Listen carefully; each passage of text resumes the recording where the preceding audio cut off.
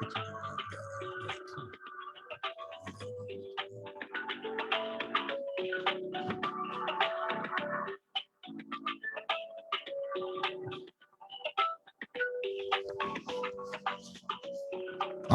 right. Good evening, everyone, and welcome to the Adams Brothers podcast. We are streaming live here on Facebook with the one and only Tony Get Sandsational Sands. He's here with us live on the Adams Brothers podcast. We're going to be chopping it up here. We're going to be freestyling. We're going to be talking about Tony's big weekend he got coming up here and at the University of Kansas.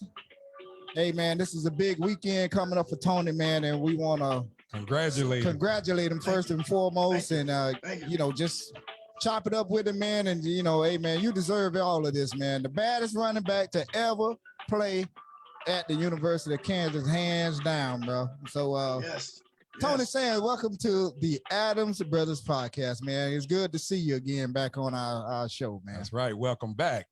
Listen, man, like I told you, once I got the announcement, that was the first thing that I said I was going to do is, I'm making sure that I come on right before I get ready to leave. I hit Wayne up. Hey, listen, man, I want to come on. Let me come on. I want to get on and chop it up with you guys. Let everybody know what is going on, what it took to get to this point, and how you go about staying the course once you start something, that you see it through. In this day and age, a lot of that has fell to the wayside, and it's about motivating young men and to letting them see that you may not be at the pinnacle yet of where you're trying to go, but if you stay the course and you fight through the adversity, because you're gonna get some adversity when you're trying to climb that mountain.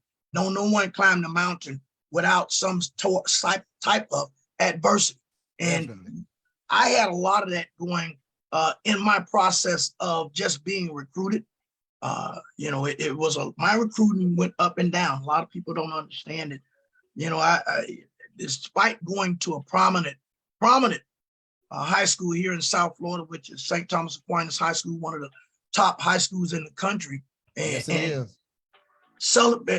breaking all their records. Leaving Broward County as the #1 all-time leading rusher in Broward County history. And if you go back over the history of Broward County at that time, we had a lot of great running backs. I mean, you name them, they came out Lorenzo of White, Steve Fagan, Rod Hickson, Rod Baker, Highland Hickson, right. Vince Powell. You had a host of backs that had the ability, what it took to get to that Division I level and play at a top Division I school. Not only that, but being able to carry the load and let people understand that if you fight through it, man, great things will happen to you. And sometimes they don't come when you want them. They come when it's necessary for you to have it. That's the key. You'll see me get into that later on with you guys. You listen, let's chop it up. I want to get into it.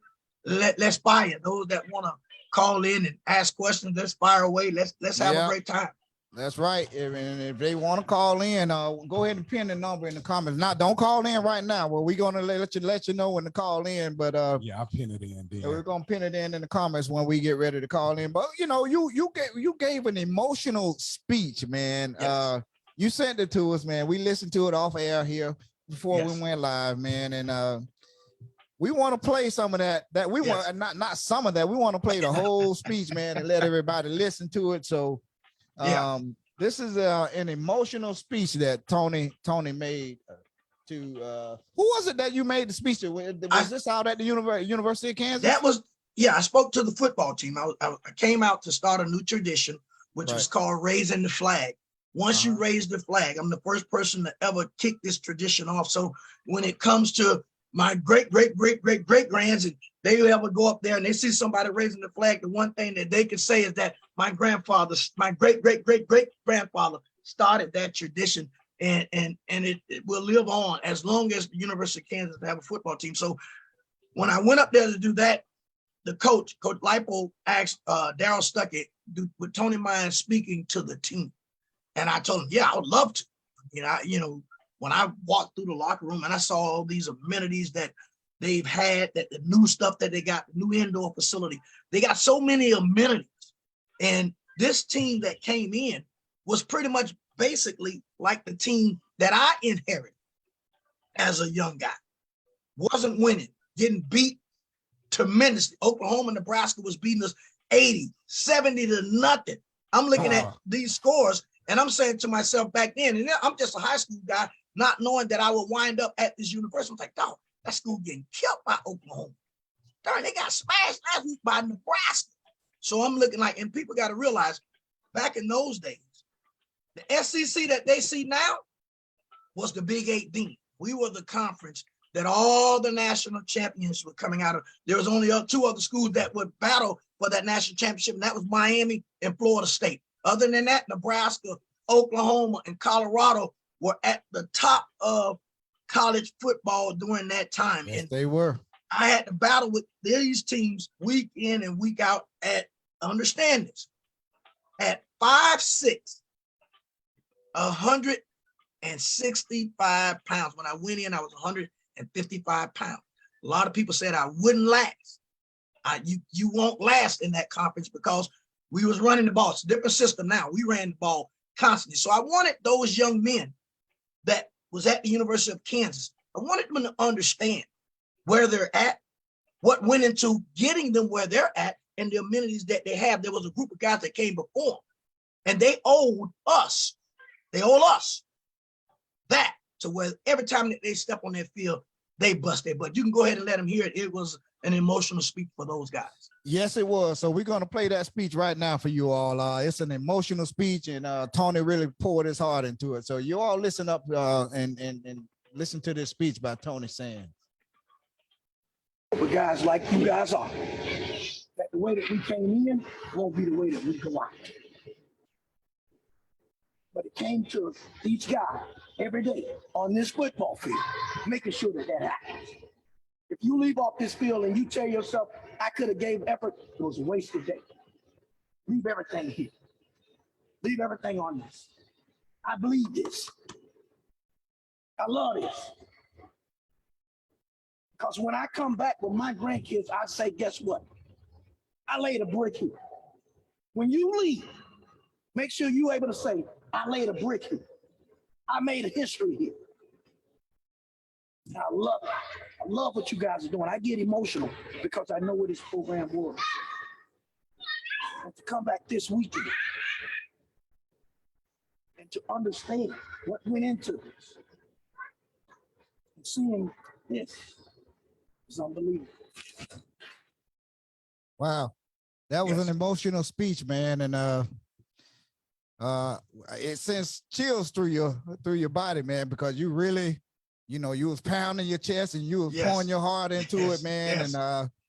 And you could tell just by, I don't know if they've seen the video yet, but if you haven't, we'll post it and let you all see it, man. But Tony really poured his heart and soul into that speech there, and he was he was motivating the players and telling them, don't let nobody stop you and chase your dreams. And, because like you just said, when you went out to the University of Kansas, you was 155 pounds, man. You ended up 160, 165 when you were there, man. And you broke all the records, man. You were the baddest running back to ever play at the University of Kansas. And if you would have been the size you are now, bro, you would have tore the league up, where the NFL up, man. I'm telling you. I told him, sometime in I had opportunity to write a book about a year ago. And that's the one thing I said in that book was that, I was before my time, but I was able to pave the way for some young guys that were going to come behind me and try to do this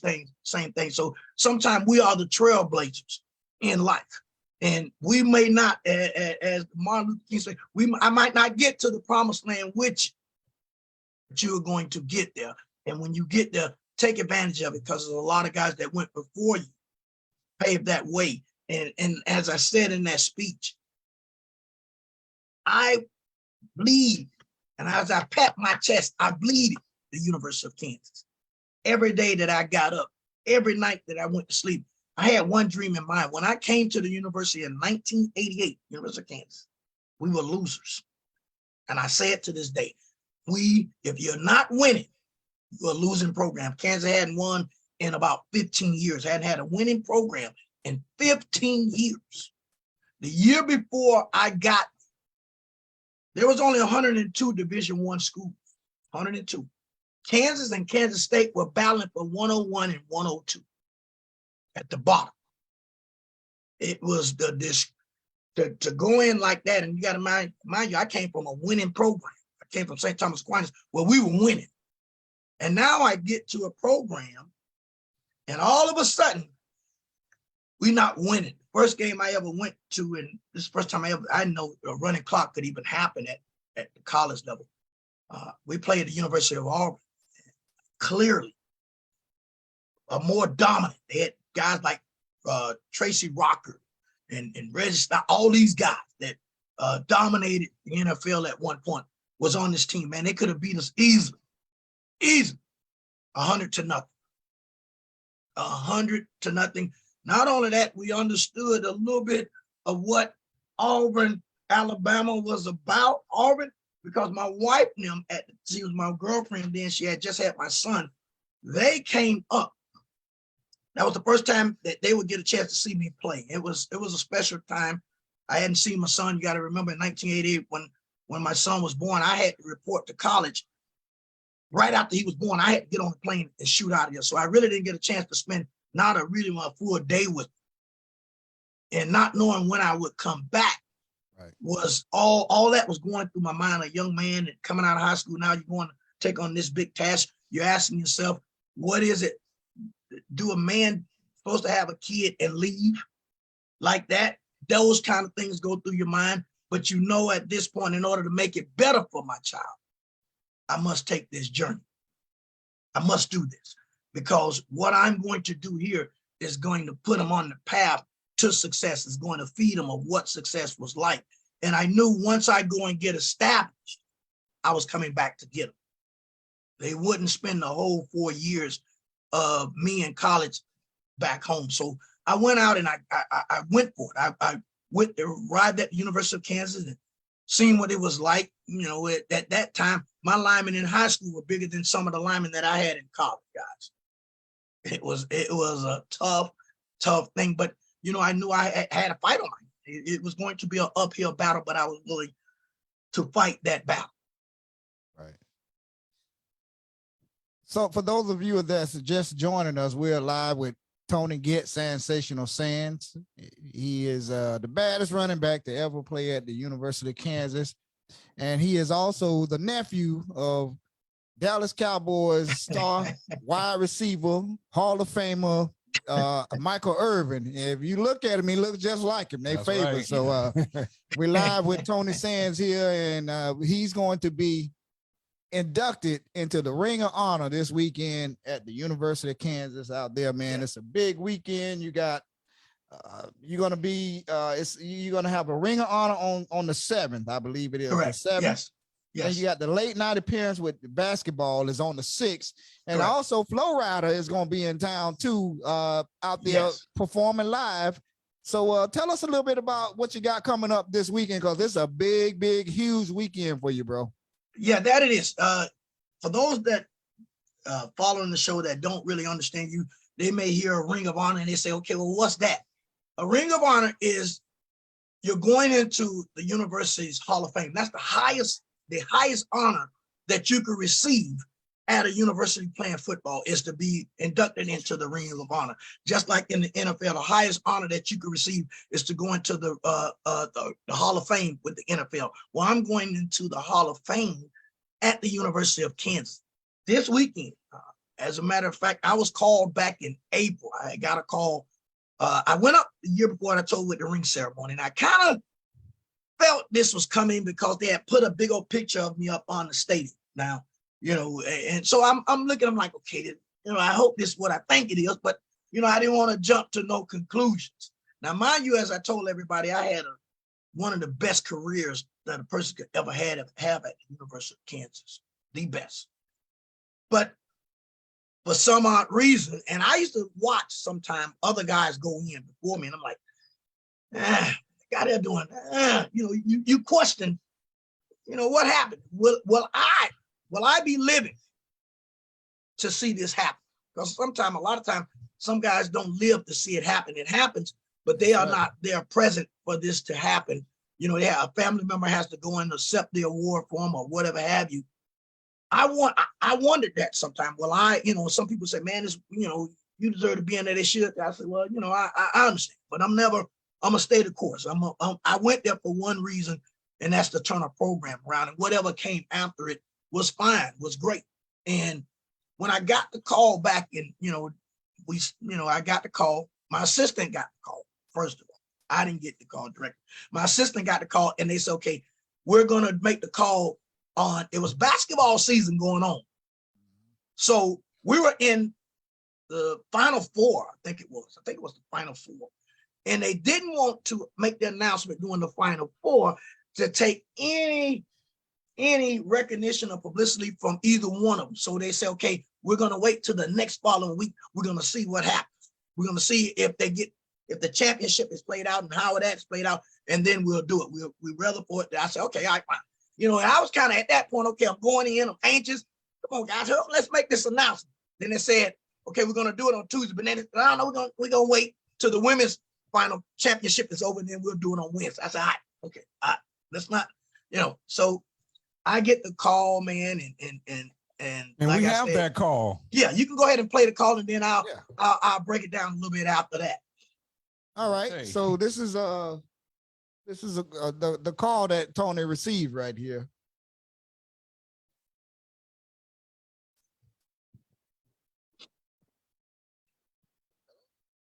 Tony. How you doing? Hey, buddy, it's Travis Goff at KU. I want you to see, can you confirm some stats for me, Tony? I want to see if this is accurate. I was provided some numbers. I've read all about you. I've seen highlights. I remember as a young guy watching the Hawks during your era, but I want to read some of these numbers off. 1991 Big 8 Conference Offensive Player of the Year. Is that right? That's correct. Unbelievable. First team All Big 8, right? Correct. And then from a career record perspective, it's endless, Tony. It's unbelievable. 3,788 total yards, 28 touchdowns. You carried 778 times, which is unbelievable. That's all accurate? All that's accurate. Single game rushing record, 396 yards on 58 carries. That's correct. That really happened, huh? Yes, that really happened. Right there in that same stadium that you're overlooking, that you're looking out upon. And who was that against? Missouri. That was against Missouri. So that's what even made that even sweeter, because it was against Missouri. No, I would concur with that. A little bit over a year ago, when Coach Peterson and I had a chance to have lunch with you, to hear your story a little bit more, but your passion of, your memories here at KU, and as you remember, you shared more stories equally off the field, and the connections and the life experiences as much as you did about playing, didn't you, that day? Yes.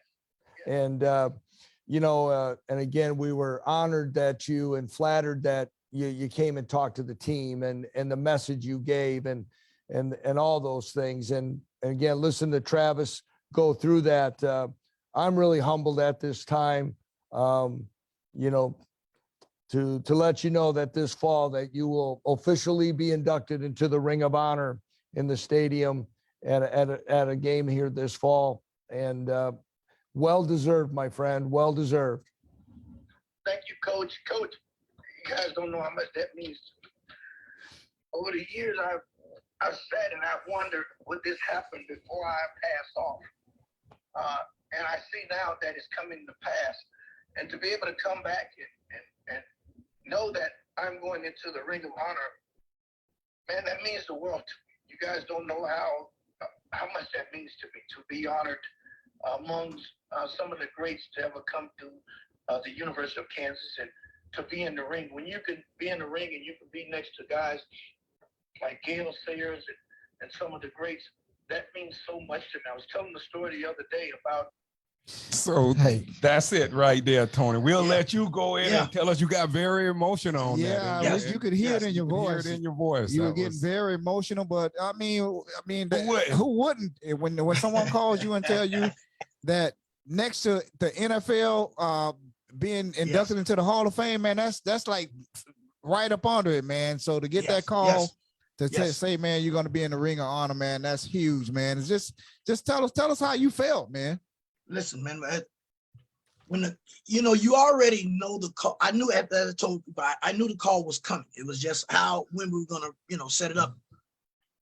But you can know something coming. But when the reality of it is stated to you as, okay, you're getting ready we're gonna honor you and we're gonna put you in the Ring of Honor this fall. It sent chills to me. It brought tears to me because this is something that I wanted for years. Every time I used to go back, even when I was playing, I would look up and say, one day I want my name up there. And to hear and know now that my name will be up there. And once your name go up there, and understand, when you look at the University of Kansas and the amount of years that the University of Kansas has been in existence, there's only 24 names. Is where to be 25 this weekend. I'm number 24. My buddy Nick Reid is number 25. To say that there's only 25 guys to be names infamous at this point into KU's history, and to be amongst that. Understand, we had John Riggins, John Hadl, and the great Gale Sayers. Those some great names there. Man, When you talk about names and being amongst that group of guys, it is unbelievable. It was Aqib, Talib. Yeah, Talib, and as a matter of fact, Talib, Reesing, and Chris Harris today released a video announcing the weekend that, hey, we got our brothers we got two brothers of ours that's getting ready to go in the Ring of Honor. We're waiting on you. And they did a big video with that, and I released that also today when that came through. But man, just to know, that you're among us are great. And as I told your audience earlier, when I said sometimes you be wanting some battle, you want it now. It should happen now. It should be now. But when it happened, I see all of Jehovah's guidance and his divine. Reason why I say that, and I say this for a reason, is because if you look at the divineness in it, I'm one of the only guys, and I've done some research on this, because once I realized what it was, I said, oh, wow, I did all the research in the world. I'm the only guy that went in on his jersey number. I'm going in as the 24th inductee, and my jersey number is number 24. Wow. That was special to me. It was something that meant a lot to me. That's poetic. Yeah. Something when you say, and it goes back, that's why I tell young men sometimes it ain't always when you want it. Sometimes it'll come when it's necessary for it you to have. And when I look at the same thing, I'd say about the same weekend, to have a friend of mine kicking off the weekend, one of the top global artists, Flow Rider, is kicking off the weekend. When I read it and I saw they released who was going to, because a couple of years, 2 years ago, I think they had Snoop Dogg them to do it one time, and it didn't go so well. Put it that way. Yeah, that's when there was a lot of controversy around it. They had girls twerking all over. So imagine now you in a basketball arena. You kick it off late night. There's kids there, and all of a sudden you got a lot of twerking going on, and you got to understand what the University of Kansas makeup is. So they was like, no, we ain't going that route. So I guess they said, we're going to go the safe route. And when I saw the release, I called them right away. Hey, man, y'all kicking off the weekend with late night, all that, and I'm going in that weekend. He said, for real? I said, yeah. He said, oh, I got to get on the phone and tell them I want Tony Sands. I want to perform in Tony Sands 24 jersey. And I said, yeah, that sounds like, they say, This South Florida, we finna get ready to take over Lawrence, Kansas. Both of us from South Florida, and now we're going up. It's your weekend, and we're going up to celebrate, man. So it's been like I said, it's been a dream come true. It's been so pleasant for me, but through this last year and getting close to it, some things had happened in my life, and I had to endure it through that. Right. When I say endure through it, you find out. Yeah, we know exactly what you mean, but yeah. Yeah. I have to find out how strong you truly are when you're dealing with the adversity and how you deal with the adversity. So once me and my family got through those adversities and we got through one, and then all of a sudden another one hit us, you wonder, because I always say there's two people that I really wanted to see this, to be around to see this, was my father. And then my father-in-law. These are the two people that I wanted to see this moment for me, because of the simple fact, they love watching me. They love, talking about me, my dad, my father-in-law. These are the things that uplifted them, made them feel good, and to know that, they didn't get a chance to see it. That was, if there's anything that I say that I wish I could have with this moment, would be that. Yeah, would be that. And your dad was a military vet too, correct? Yes, yeah, Vietnam military veteran. Like I said, my dad taught me how to be a father, how to be a husband, how to be a fighter, how to just be a man, an upstanding man. And that was what he was. He was, my dad and my wife, probably in the years that we've been married, the years she's known my father, it was only one time that she said she ever heard my father even use a curse word. She said, and when she said, she's like, never heard your daddy cuss, because my dad was real mild.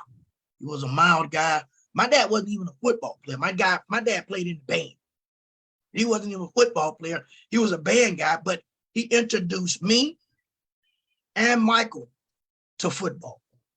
Right. He introduced both of us to the game of football. We used to go watch Gilbert play a lot. And I always wondered, how these kids get uniforms like the big kids got on. What I call the big kids were the high school kids, the Archie Jones. Archie Jones was one of the infamous backs that ever come out of Dillard High School. And I used to go into the stadium and watch him. That's Lockhart Stadium had grass on the back sides of it. And we used to play football there. When there was on halftime, we would go back there and everybody would be battling, saying that they're Archie Jones. Well, he was a guy that I looked up to a great deal in high school. When I say, I clearly said one of the baddest running backs to ever come out of Dillard High School. So, to have my father to say, okay, I'm going to take y'all and sign y'all up next year. Myself and Michael, and neither one of us, now understand, neither one of us started at the positions that we played. Neither one of us. What position did Michael used to play before he was started out as a wide receiver? Now you got to remember, Michael was a tackle, but Michael, especially in Little League, when we first started out, Michael didn't play that. Michael rode the bench a lot. I was a guard, a little guard. Mike really barely played. Mike didn't play. Mike didn't start seeing a lot of football until he got to Piper High School. Once he got to Piper High School, he was playing tight end at Piper. He was playing tight end. He was with Benny and Brian Blades and all those guys. And then he wound up transferring to St. Thomas, but we went through, and I went to watch him go through what he went through. You got to remember, Mike was the first person to ever challenge the Broward County school system on the transfer rule. I remember that now. Yeah. He was the first person to ever challenge, and he challenged them in a court case, but he lost the court case. So they gave him these two ultimatums. You can either go back to Piper and play and continue to play, no interruptions. But if you proceed to go to St. Thomas, you will have to sit out your junior year, and you would have only 1 year to play. 1 year. And mind you, our grandfather was sick at the time when he was taking Mike back and forth to court. And when my grandfather told him, listen, I would rather for you to sit out and go to St. Thomas than you to go back to Piper and continue playing football. So Mike wound up sitting out, and he got ready to, I was playing in two different eras. I was playing in two different teams. I was playing youth league football, and then I was playing 8th grade varsity football at Broward Christian. And my coach saw me make the paper one time in the jamboree. My youth league coach, he said, hey, listen, man, you can't do that. I said, what do you mean I can't do that? He said, you can't do that. You can't play both. I said, I've been doing it the whole offseason. I've been doing it the whole summer. I'm thinking he said that I wasn't tough enough to do it, because I'm like, I've been doing it. He said, no, the legal rules are that you can't both. You got to make a decision. And okay, I said, okay, listen, here go youth league football. That's cool. But I just saw my name in the Sunday's paper at Broward Christian. Coach, I think I'm gonna go ahead and go with Broward Christian because I want to keep seeing my name and license. I went to Broward Christian, played a year as the first running back in the state of Florida as an 8th grader to rush for 1,000 yards. And from there, played there 1 year, and then I went on to St. Thomas also. Right.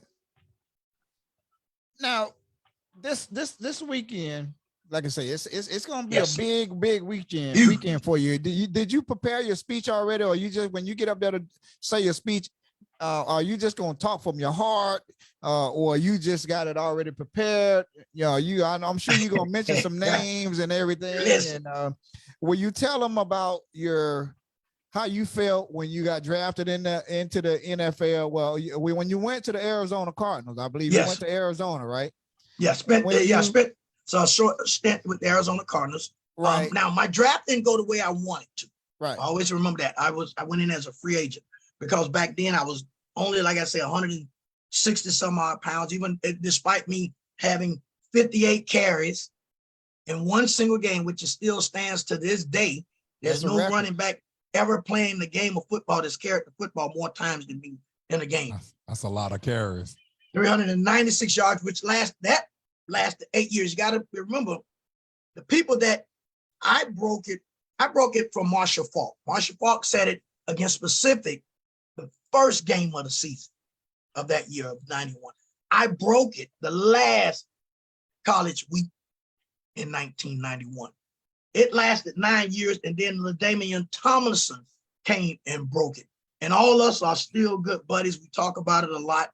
Like Marshall say the same thing. They should, I wish we had more time. I could have surpassed it. Then it would have pushed you to a whole nother level. And I tell LaDainian, if they wouldn't have took me out with 1 minute and 10 seconds, I would have had it so far to reach that he wouldn't have been able to reach it. So, it ended up the way it ended up. But like I said, I enjoyed playing at the Cardinals. Listen, you find out at that level how fast the game moves. Yeah. It moves. I tell people all the time that game moves at that level. So I enjoyed that. Then I went up from there and I played in Canada with the Toronto Argonauts. And after that, I decided, I like coaching. I wanted to coach. I wanted to be a coach. I went back and started coaching running backs at the University of Kansas. Because mind you, now I hadn't had my degree. I didn't get my degree yet. I hadn't got it, when I left, I hadn't finished. But, and this is where, when I talk to young men and I tell them, make sure you build relationships when you're riding high. Keep your name clean. I always used to tell myself when I went out, I represented several entities. I represented my family name, represented myself, I represented the university, and I represented the community that I was from, which was Broward County. Right. As things, evolved, I did one thing at the University of Kansas, and I did it in my sophomore season because I started playing. I started becoming a star. And this normally never happens when it comes to the university. I was able to make a relationship with the chancellor of the university. Now, that's the highest you get on the university. What I did was, I went up to his office one time. I said, I'm gonna network with the guy. I went up to his office and knocked on his door, met with his secretary. I said, Dr. Chancellor Dean Jean Beauty again? And she said, no, why, son? I said, I just want to meet him. She said, well, who are you? I said, I'm Tony Sands. I just started playing.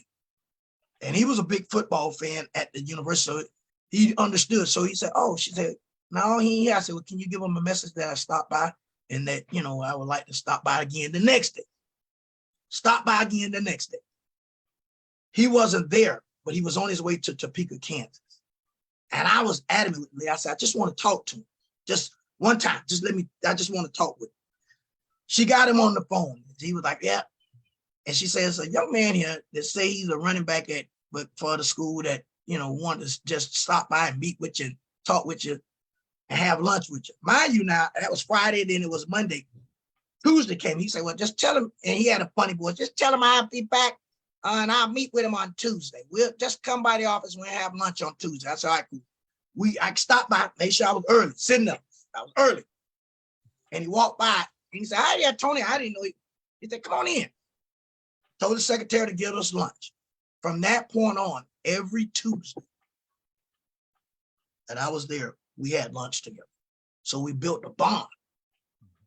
So when I finished playing, he was the first person that called me. When I got released by Toronto, he was the first person that called me.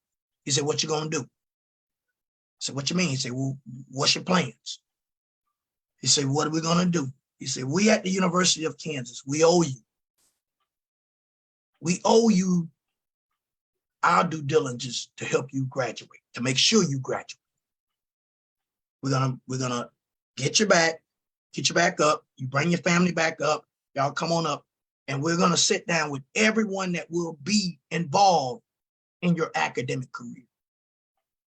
Before I got up there, he had called the administration department, the head coach, Coach Mason, everybody, academic advisors, the teachers that I would have. He sat them down and understanding college teachers have what they call tenures. And when that tenure come up, you want that tenure to be renewed. So he had me in there in the office with everybody, and I'm sitting there. He said, okay, now guys, let me explain something to y'all who this is. Some of you know him, some of you don't know him, some of you will get to know him because he will be in your classes. He said, there's two people on this that ever play at this university that are my guys. Tony Sands and Danny Manning are my two guys that I love. Tony Sands did a lot for us here at the University of Kansas. And now it's time for us as a university to give him back what he gave us. It is our job to make sure that he graduates from the University of Kansas. And I mean that. I'm at the top. I'm telling the athletic, mind you now, I'm sitting there with the athletic director, head coach, the athletic director over academics, all the teachers, the council, and he said he will graduate from here. Everybody understand what I'm saying to you. Make sure, I don't care what it takes.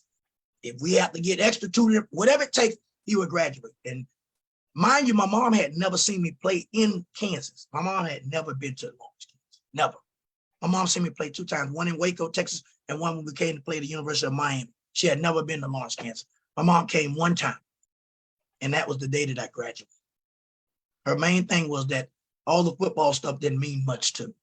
There was one thing that meant to me, and that was when you get your college degree, I will be there watching you get it. And so that was a important part. Sometimes we get so caught up in the football that we forget that part. But yeah, like I say, it was I've had a blessing, and I've been blessed in the business. Well, you know, they could take football away from you, Tony.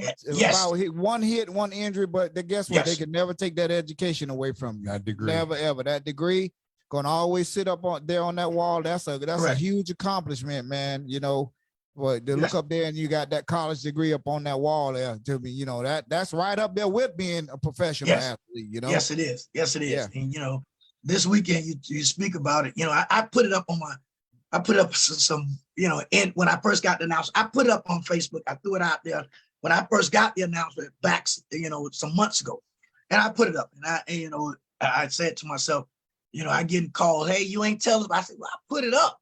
So I was debating with my wife. Okay, how should I have done this? You say you should have really given a invitation out to, you know, your family. I'm like, you know, I didn't know how to navigate through that. I said I had put it out, but then I know they follow me on Facebook, so I thought they would say. So that was one thing also that I say I probably, when I look back at it, that I probably should have curtailed a little bit, because I think they knew it, but I didn't think they knew how big this is. You know, sometimes they don't know how big it is until they see, okay, this thing getting closer. We're seeing all the advertisement. We're hearing everything on television. Now we're hearing this thing, hey, ain't nobody told me. Right? Listen, I told, like I tell them, I say, I put it up, I put it out. I don't, you know, sometimes you say, if I say, hey, you know, I'm getting inducted, I feel like that's kind of conceited. So that's how I felt. And, you know, it's just, even though we have, despite that, we have 15, I have 15 family members that are going with me. And when I told somebody before, they said, you got 15? A lot of people don't have that many. I said, yeah, I got 15. And the University of Kansas has accommodated all 15. They've given us our own suite, given us a suite that my family could be in. You know, they'll be on the field with them when the induction ceremony take place. It'll be on Fox this weekend at 4:00 Eastern. Right. I don't anticipate you getting much sleep this weekend, man. Yeah, the It's gonna be the excitement. I don't know how you're gonna even be able to sleep, man. You know, it's you know, to come, you know, from the Ring of Honor, man, and go back to the hotel, man. That's like a huge natural high, man, that you can't come off of. It's gonna take you a while to just come down off of that, man. You know, and you're gonna have I'm sure your family gonna be there, man. Your uncle Michael gonna be there, man. It's gonna be huge, man. So I mean, you gotta be super excited, man. I can see it on your face right now. Yes, I am. Just ready to go, man. So I mean, other than the Ring of Honor, which is huge for you, I mean, there's some celebrities in town, man. I see you all the time. Listen, man. I mean, I mean, I know you got a full weekend. Yes, it's like I said, it's gonna be a busy weekend for us. They've sent me out my itinerary. Everybody that is going on the trip with us was given an itinerary. My assistant sent out the itinerary to everyone because, you know, when you got that many bodies, you got to be moving around. Everybody got to understand we're on a time clock. These people move this thing. I got to be in certain places at certain times. So I made sure each individual had their own itinerary. So listen, at this time, we got to be moving. They got me at this time. They got me going here. This time I'm moving here. So you guys got to be ready to go. 2 hours ahead of time. You know, I'm always up. I'm gonna be moving. My wife will slowly start getting dressed, and you know we'll be ready to go. We'll normally. I'm an early person, so I move around a lot faster. You know, biggest thing I told my mom and them, hey, y'all got to be ready because listen, these people don't wait. This television, and they waited because they had to see what time slot that Fox was gonna give them. So I didn't know the time until last Tuesday of what time the game actually would be. So they sent us out a preliminary itinerary, but then they just sent us the final itinerary to let us know, hey, listen, you got to be here. You got to make an appearance at the basketball late night game. Now, people understand the University of Kansas basketball team is the #1 basketball team in the country right now. We're ranked #1. Everything that goes around Kansas basketball is huge. Yeah. It is Bill Seth is one of the most decorated coaches right now at the University of Kansas. You got to understand, basketball was invented by Dr. Naismith at the University of Kansas. So it's a lot goes into the basketball. Now you got the basketball kicking off, and you got the game kicking off. There's only a certain amount of hotels in Lawrence. That's why you had to book. These hotels had to be booked months and months and months ahead of time in order for you to even get a room there. And like I say, I got 15 bodies that we got to move around. Some of them will get in. We get in. My wife and I get in about 11. My mom will get in at 10:30. Her, my sister, to have everything ready. And then my brother-in-law and his wife and his daughter, they come in at 7 o'clock. So they'll race them from the airport straight to the game. And like I say, that it's going to be a blast of a weekend. My mom, from this standpoint, never seen this. My sister, never seen it. My daughter was young. The last time we went back and they put an award in my name, the Tony Sands Award, she was a baby. So she really didn't. They would get a chance, really. And like I tell people, sometimes when we travel, it's a difference in when you're home. Yeah. When you're on the road, you're moving a little different. People look at you different. People see you different. You have a different type of what's the word I want to use? You have a different type of person and perception that people see you as. And so they'll get a chance to see how crazy it gets in Lawrence. When I'm there, my sister had never seen it. She's excited. My sister Pam, she's called me for the last 2 weeks every day and asking, hey, now, so what time are you leaving? This, so they're excited. My brother-in-law Ed is going. He's excited. Like I said, it's going to be an exciting weekend for everyone. And I would tell any young man that is playing this game, if you can experience this moment, it's well worth it. Football is a beautiful game. I tell people football is probably the one game to where you learn how to deal with adversity. You learn how to deal with different personalities. You learn how to deal with different races. You learn how to navigate not to see racism, because you can be playing next to a guy. He may be white, but your mind is not on that he's white. The only thing is on your mind is that we're trying to win a football game. Right. That's right. And that's some of the beautiful things that come out of playing the game of football. Like in basketball, one guy could take it down the court and win a basketball game. Not in football. It's going to take all 11, all team guys, all 11 guys working for one cause, working in unison with each other. And that's what I love about the game of football that I played. You know, my grandson that plays for Packer Rattlers is doing well and doing things, having fun with the game. And so I tell him, I say, have fun with the game.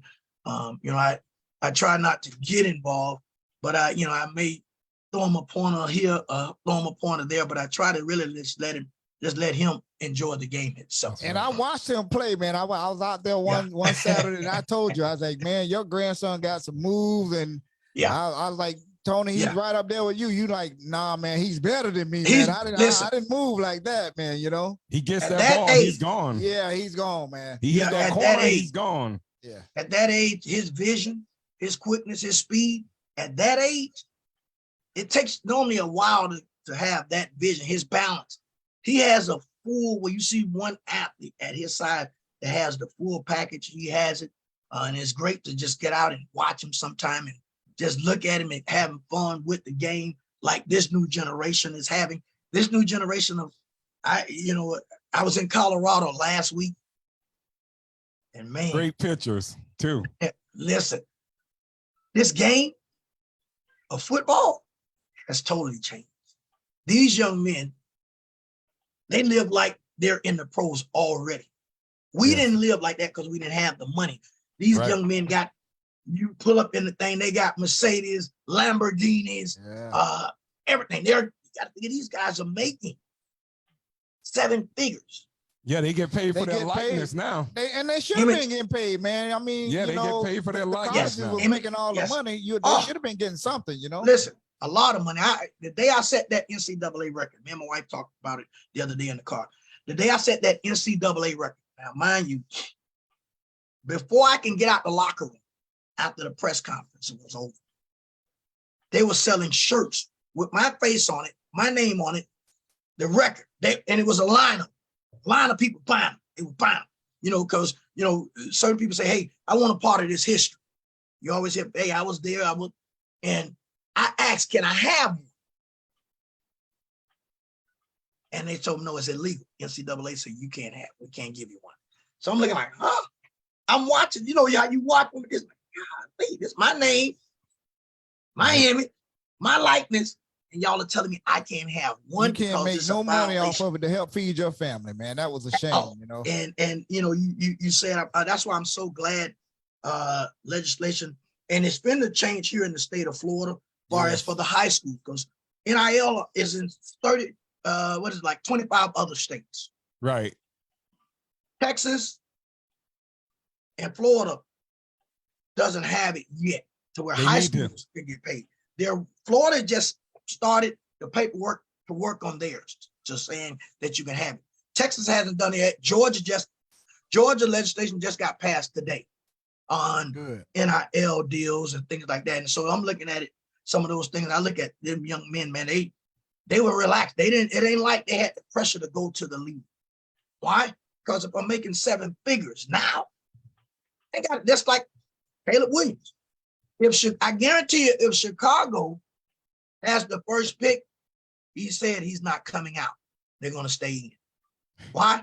Because there's no rush. I'm already making second figures. I'm already making more than quarterbacks in the NFL now. Right. That's true. So why should I come out and when we talk about the NFL now, can't let y'all go.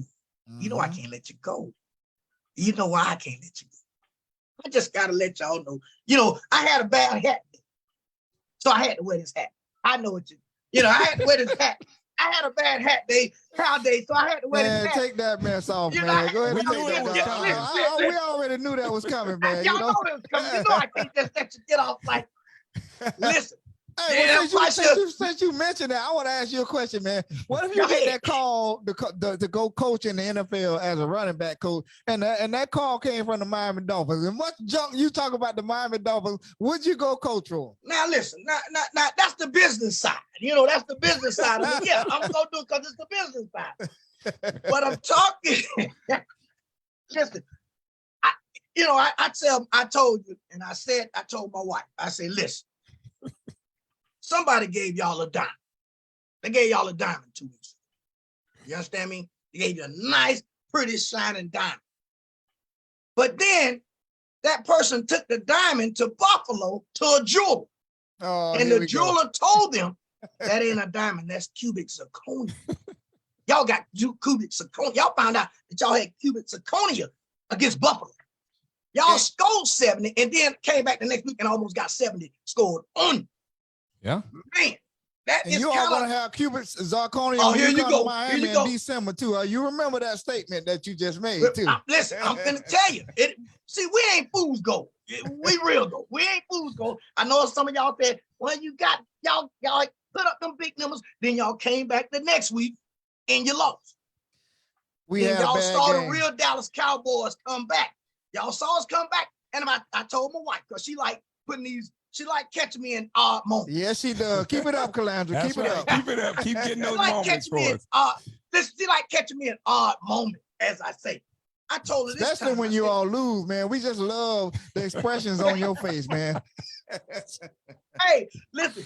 As I was told the week before, you better cut off your notifications. Somebody said that in this said cut off your notifications. So I had to make sure I give that same speech back to them. Hey, you better cut off your notifications because they're coming. I sure told you that.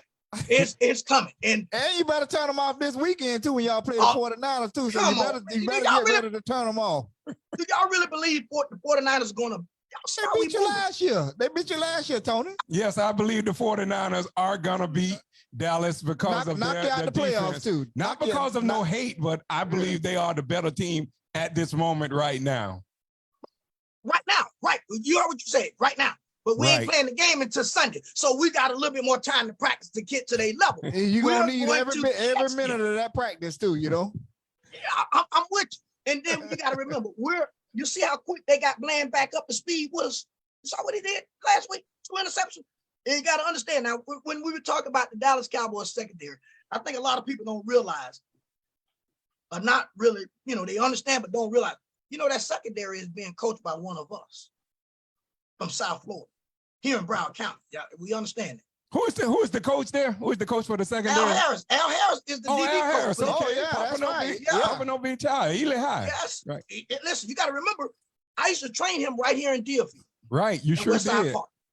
I trained him right here in Deerfield, and if you look at the way he has the Dallas secondary intercepting the balls, a lot of things, Trayvon Diggs speaks of him highly, that he's the reason why he is playing lights out like he was before he got hurt.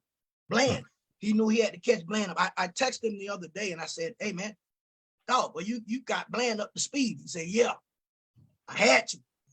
It depends on, at this level, it depends on it. He said some other things and me and him chopped it up about some other stuff, but he said I had to get him up to speed. Because the week before, you remember, week before he was playing kind of shaky. And we didn't have Trayvon Diggs, so y'all saw what happened. We was without some of our starters. And but we came back. We came back the next week, Bland up the feet, Bland catching interception, jumping routes, and we were ready to go. Now, you guys, on the other hand, everybody was speaking highly of the Dolphins as they do.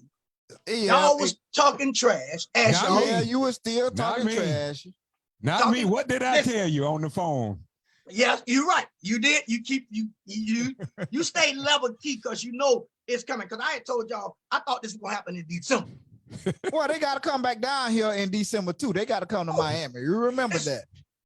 And so We do gonna be you com- all. We're gonna be coming to Miami, but it's gonna look like it's Texas State.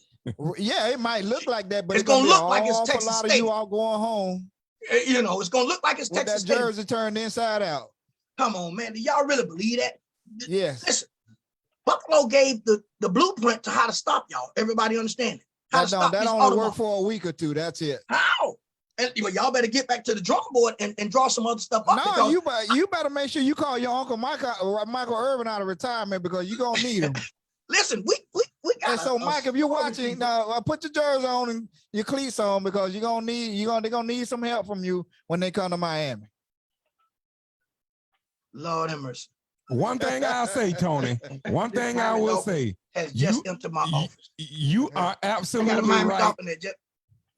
You are absolutely right when it comes to Dallas Cowboy fans. I have never. I mean, you go to a lot of other places. They're diehard Yeah. wherever state they're in. But Yes, Florida is a unique place, and I say this about everything. Correct. You can go down to Sun Life Stadium or whatever it's called now. Correct. At the stadium, and you will probably see more Dallas Cowboy fans than Miami Dolphin fans. I have Correct. never worked with the school with more And talk Dallas so much Cowboy trash. fans So than much Dolphin trash. fans. I mean, Why- it's why y'all unbelievable call- here in Broward County. So Why much y'all trash call they what we talk. do talking trash? It's not talking trash. Man, you can't It's back it being up. Though. You realist. can't back We're it up. realistic. We're realistic about who we are as a team and what we do as a team. We are the Dallas Cowboys. How about them Cowboys? That's all everybody needs to know. How about them Cowboys? Tony, It at the is. end of the year, you're gonna be like, at least we made it to the playoffs. We gonna The play same there for thing You know what? every year, man. You know what?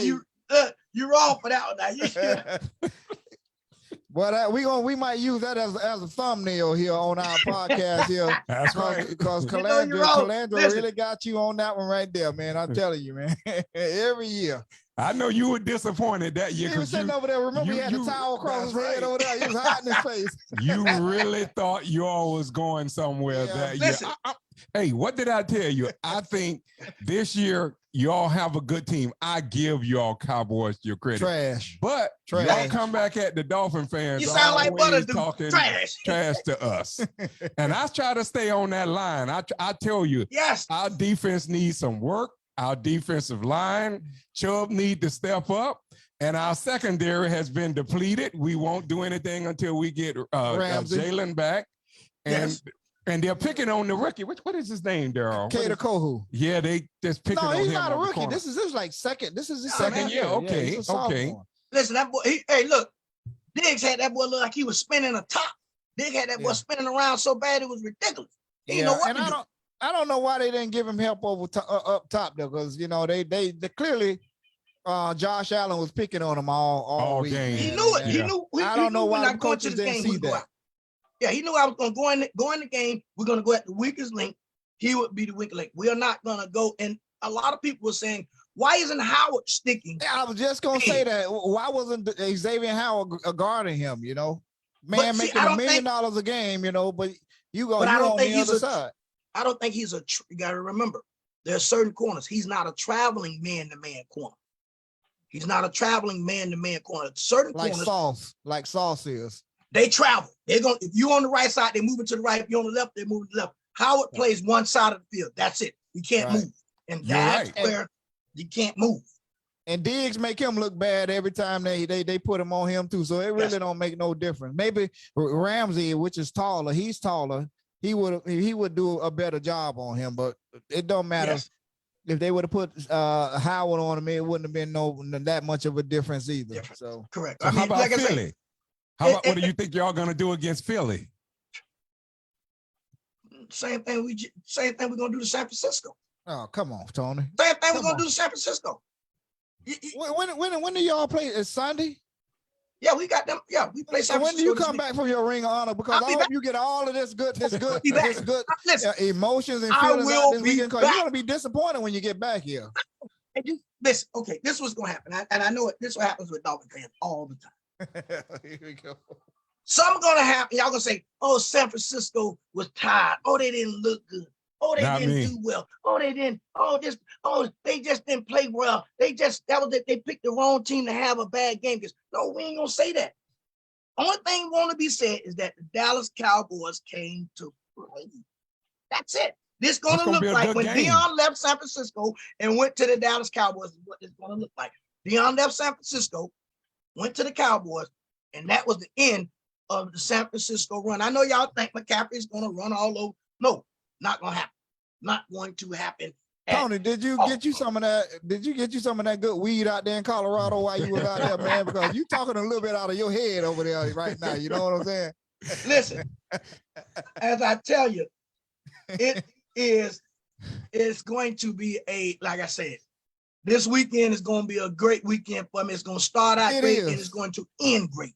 Ending great is going to It's going to start great. Dallas Cowboys we all for you for that. It's going to start great, but it's not going to end great. So I don't see how y'all see that. Listen, you know I'm calling. Y'all know I'm calling, or I'm getting on the book, putting it up.